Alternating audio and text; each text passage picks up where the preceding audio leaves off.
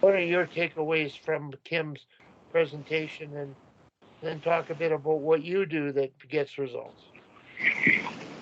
But I can really see what Kim is saying works.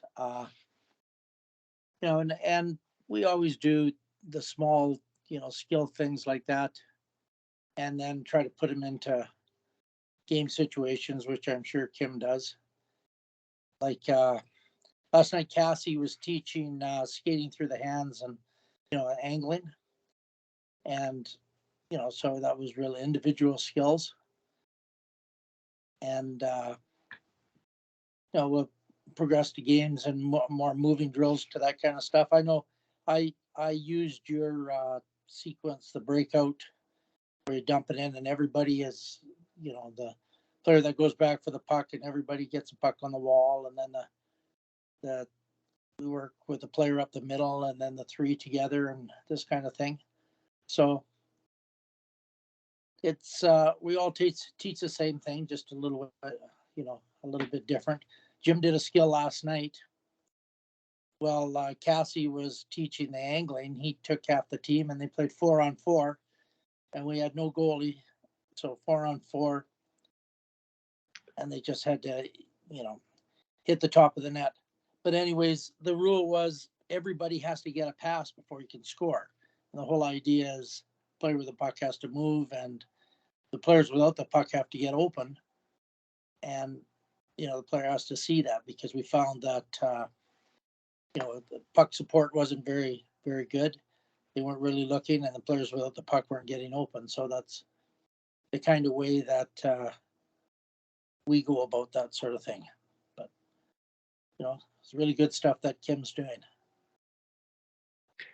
Tom, I tried to put something on the chat here. It's a really good. I think it's from Switzerland. This guy sent this really good skill video, with all kinds of NHL clips. But it says you're temporarily blocked on my screen, so it didn't come through. But if it comes through, it's worthwhile looking at some of the amazing stuff people do with the puck. And Tim, I'd just like to mention Cassie Campbell is helping Tom coach a Pee Wee 13 team that is playing in a boys' league, I believe a Division II league.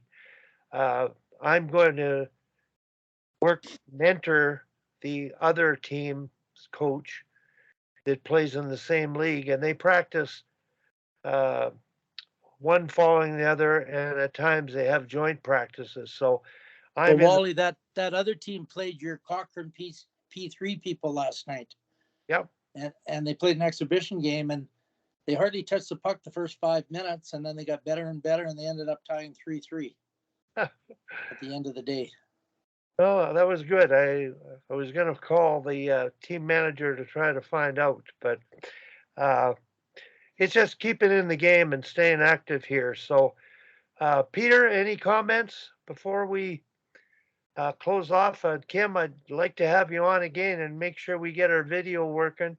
And my chat doesn't work either right now, so I don't know what to do there. But uh, we're definitely going to have you on again, Kim, and take another approach like this, approach a tactical area that you do so well, and then cover it, because these are details that we really appreciate and have to sort of condense and simplify so that the coaches we work with uh, have a degree of understanding.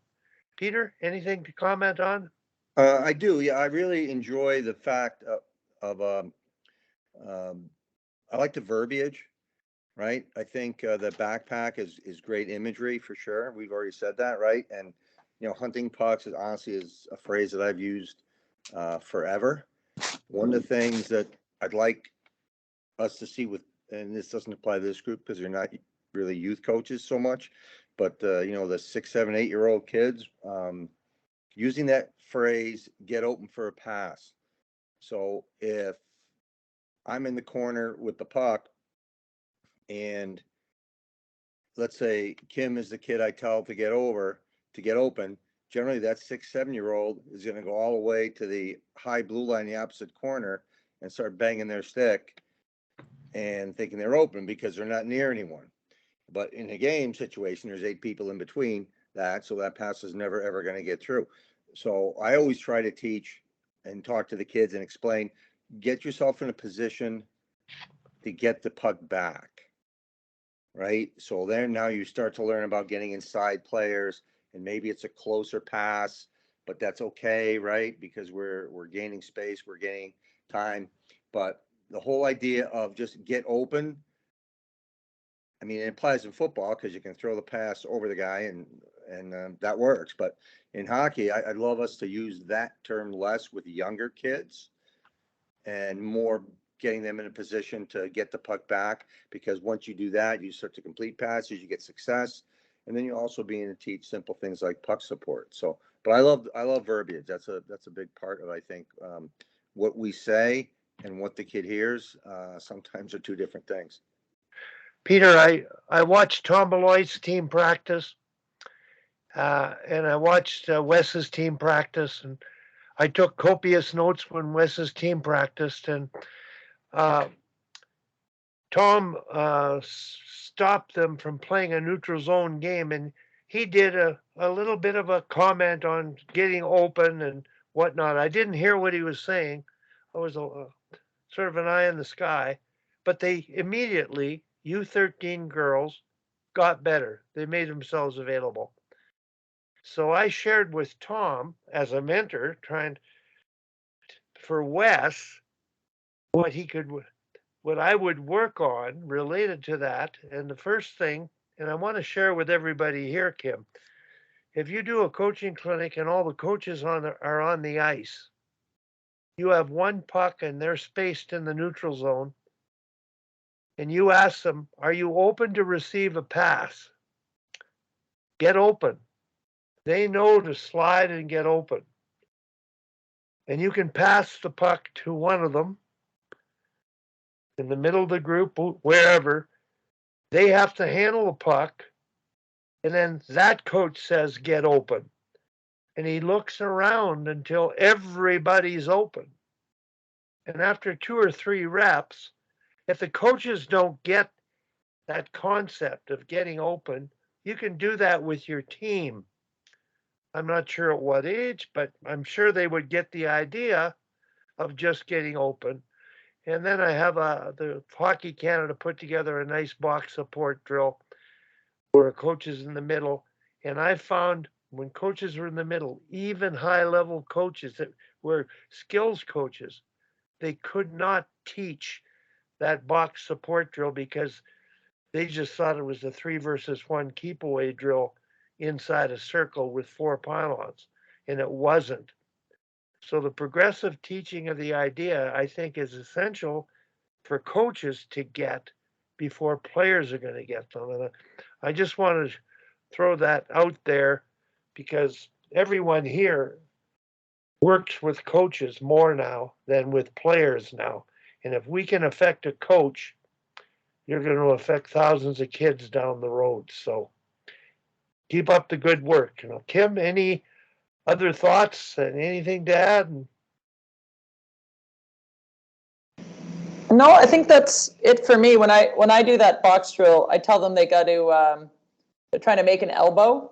So wherever the puck goes, they have to have like an elbow, like a 90 degrees. So as the puck moves, they have to recreate the elbow, and it seems to like trigger well.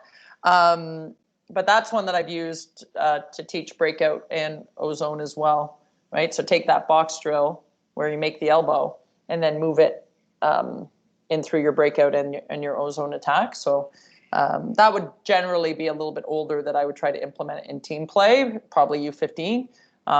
But I could see easily if you repeated it enough that the U13 players could get it and use it quite effectively, especially in the offensive zone, right? If the net's in the middle of that box, becomes very clear how you're creating support there, right? If you had 2 players below the net and the third player's up top, sliding across to support in the elbow, it works pretty well. But yeah, I love that drill. Just they have to be able to pass first. That's Okay. First thing to manage. But thanks.